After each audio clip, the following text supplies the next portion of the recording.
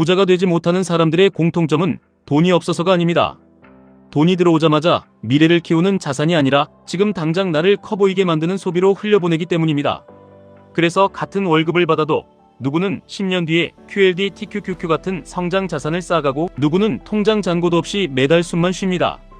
많은 분들이 QLD, TQQQ 수익률만 보지만 진짜 격차는 종목에서 시작되지 않습니다. 그 종목을 오래 들고 갈 수 있는 돈의 구조에서 시작됩니다. 당신이 부자가 되지 못하는 이유는 재능 부족이 아닙니다.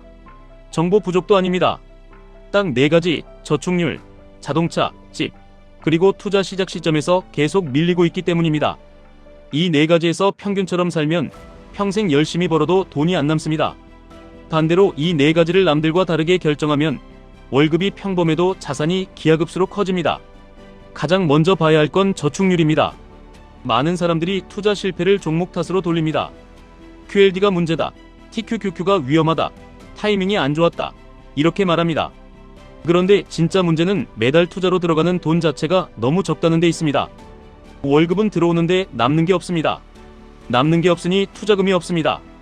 투자금이 없으니 좋은 조정이 와도 잡을 수 없습니다. 결국 시장이 오를 때는 돈이 없고 시장이 내릴 때는 겁만 납니다. 이 상태에서는 QLD, TQQQ를 가져도 인생이 안 바뀝니다. 예를 들어보겠습니다. 같은 나이, 같은 소득으로 시작한 두 사람이 있습니다. 한 사람은 평균처럼 저축하고 다른 한 사람은 미래를 먼저 챙깁니다. 평균처럼 사는 사람은 총소득의 4.6%만 저축합니다. 반면 미래를 먼저 보는 사람은 25%를 저축합니다. 둘 다 30세부터 65세까지 간다고 가정하면 결과는 충격적입니다. 평균처럼 저축한 사람은 수억 수준에서 끝날 수 있지만 25%를 꾸준히 넣은 사람은 수십억 가까운 자산 차이를 만들 수도 있습니다. 여기서 핵심은 단순합니다. 수익률이 먼저가 아니라 투자 원금이 먼저라는 겁니다. 그리고 여기서 QLD, TQQQ가 등장합니다. 많은 분들이 QLD, TQQQ를 단순히 고수익 상품이라고 생각합니다. 아닙니다. QLD, TQQQ는 돈의 속도를 올려주는 도구입니다. 하지만 속도를 올려주는 도구는 엔진이 있어야 의미가 있습니다. 그 엔진이 바로 저축률입니다. 매달 30만원 밖에 못 넣는 구조에서 QLD, TQQQ를 외쳐봐야 인생은 천천히 변합니다. 반대로 월급이 들어올 때마다 먼저 100만원, 150만원, 200만원이 자동으로 투자 계좌로 흘러가는 구조를 만들면 같은 QLD, TQQQ라도 완전히 다른 결과가 나옵니다. 결국 부자를 만드는 건 종목 이름이 아니라 매달 자산을 사는 강제 시스템입니다. 그래서 지금 당장 해야 할 일은 완벽한 25%가 아닙니다. 지금보다 1%라도 올리는 겁니다. 4% 저축 중이면 5%로, 5%면 6%로 가면 됩니다. 연봉이 올랐습니까? 보너스를 받았습니까? 그 증가분의 상당 부분을 바로 투자로 돌리셔야 합니다. 이걸 못하면 소득이 늘어도 인생은 안 바뀝니다. 왜냐하면 소비 수준도 같이 올라가기 때문입니다. 하지만 이걸 해내면 당신의 월급은 더 이상 생활비가 아니라 자산 생산 기계가 됩니다. 두 번째는 자동차입니다.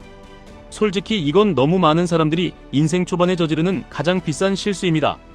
사회초년생이 되고 첫 월급을 받고 바로 차부터 올립니다.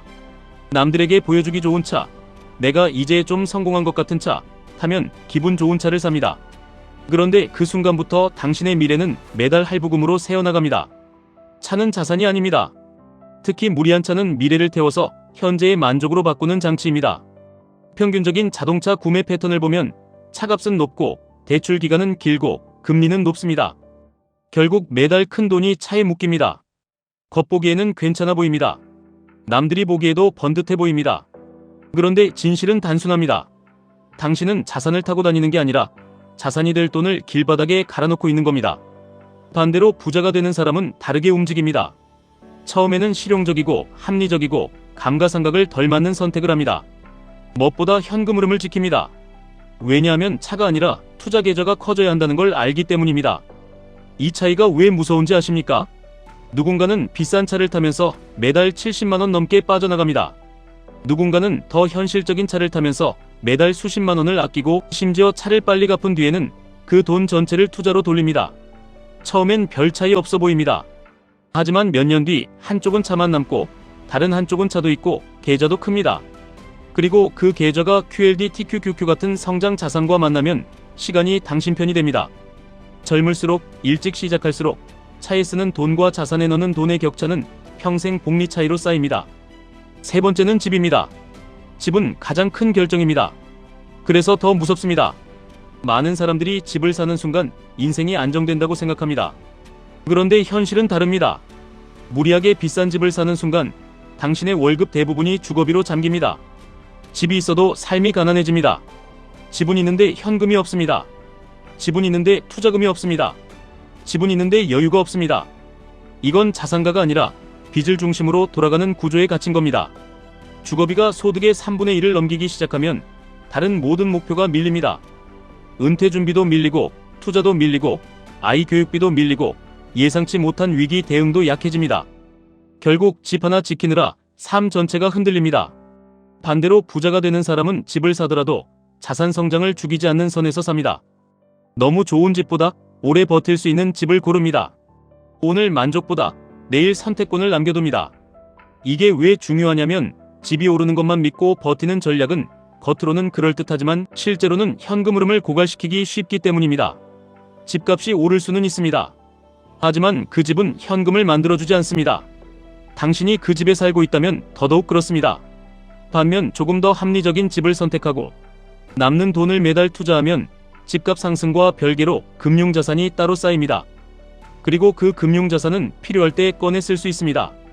여기서 다시 QLD TQQQ가 의미를 갖습니다.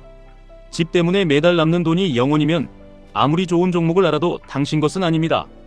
반대로 집을 조금 낮추고 매달 50만원, 70만원, 100만원을 투자로 돌릴 수 있다면 그때부터 QLD TQQQ는 당신 인생의 가속 페달이 됩니다. 네 번째, 그리고 가장 치명적인 건 투자 시작을 미루는 겁니다. 이건 정말 많은 사람이 가장 크게 망하는 지점입니다. 사람들은 늘 이렇게 말합니다. 지금은 바빠서, 지금은 돈이 없어서, 지금은 집부터 사고, 차부터 정리하고, 애 좀 키우고, 승진 좀 하고, 여유 생기면 그때 제대로 하겠다고요. 그런데 그 여유는 생각보다 잘 안 옵니다. 그리고 더 큰 문제는 시간이 한번 지나가면 절대 돌아오지 않는다는 겁니다. 투자에서 가장 강력한 무기는 종목 선택이 아닙니다. 시간입니다. 20대의 1만원과 30대의 1만원은 같은 돈이 아닙니다. 20대의 돈은 훨씬 오래 일할 수 있고 훨씬 더 많은 복리를 만듭니다. 30대부터 25%를 저축하는 사람보다 20대부터 10%라도 시작한 사람이 더 앞설 수 있는 이유가 여기에 있습니다. 시작 시점이 수익률보다 강력할 때가 많습니다.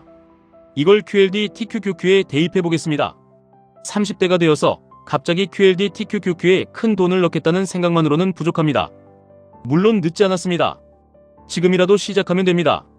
하지만 20대부터 적은 돈이라도 시장에 노출되고 월급이 오를 때마다 비중을 늘리고 조정이 와도 흔들리지 않게 현금 흐름 구조를 만들어 온 사람은 완전히 다릅니다. 같은 QLD TQQQ를 들고 있어도 심리가 다릅니다. 한 사람은 하락장에서 공포를 느끼고 손절합니다. 다른 사람은 하락장을 할인 행사처럼 봅니다. 왜냐하면 그 사람은 종목만 산 게 아니라 구조를 먼저 만들었기 때문입니다. 당신이 정말 바꿔야 할 건 계좌가 아니라 습관입니다. 당신이 정말 손봐야 할 건 시장이 아니라 생활 구조입니다. 저축률이 낮으면 올리셔야 합니다. 차가 과하면 낮추셔야 합니다. 집이 무리면 재조정하셔야 합니다. 투자를 미뤘다면 오늘 바로 시작하셔야 합니다. 이 네 가지를 고치지 않고 QLD TQQQ만 외치면 당신은 결국 레버리지의 수익보다 레버리지의 변동성에 먼저 무너집니다. 많은 분들이 이런 말을 합니다. 나는 늦었다고요? 아닙니다. 늦은 게 아니라 아직 구조를 안 바꾼 겁니다. 또 어떤 분들은 이렇게 말합니다.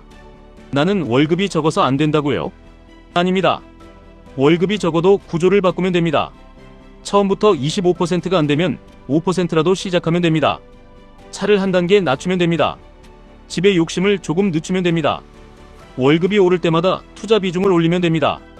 중요한 건 오늘 시작하는 겁니다. 또 이런 생각도 하실 겁니다. QLD TQQQ는 위험하지 않냐고요? 맞습니다. 변동성 큽니다. 하락도 큽니다. 그래서 더더욱 구조가 중요합니다. 생활비가 불안정하고 비상금이 없고 매달 카드값에 쫓기면서 QLD TQQQ를 크게 담는 건 투자라기보다 압박에 가깝습니다. 하지만 현금 흐름을 정리하고 장기 시계를 갖고 분할 매수 원칙을 세우고 시장이 흔들려도 계속 적립할 수 있는 상태라면 이야기가 달라집니다. 그때 QLD TQQQ는 위험한 장난감이 아니라 시간과 성장성을 증폭시키는 전략 자산이 됩니다. 핵심은 이것입니다. 부자는 특별한 비밀을 아는 사람이 아닙니다. 평균과 다르게 결정하는 사람입니다. 월급이 오르면 차부터 바꾸는 대신 투자금을 늘립니다. 집을 살 때 남들에게 보여줄 수준보다 내가 오래 버틸 수 있는 수준을 선택합니다. 투자할 돈이 남으면 하는 게 아니라 투자하고 남은 돈으로 삽니다. 그리고 하루라도 빨리 시작합니다. 정말 이것뿐입니다. 그런데 이 단순한 원칙이 평생 격차를 만듭니다. 당신이 지금 당장 해야 할 행동도 어렵지 않습니다. 월급이 들어오면 자동이체로 투자금부터 빼놓으십시오. 자동차 예산부터 다시 계산하십시오. 주거비 비중을 점검하십시오. 그리고 QLD TQQQ를 단타 종목이 아니라 내 인생을 바꿀 장기 복리 엔진으로 다룰 준비가 되어 있는지 스스로 물어보십시오. 준비가 안 되어 있다면 구조부터 만들고, 준비가 되어 있다면 지금부터 쌓으시면 됩니다. 남들은 화려한 차를 자랑할 때 당신은 조용히 계좌를 키우십시오.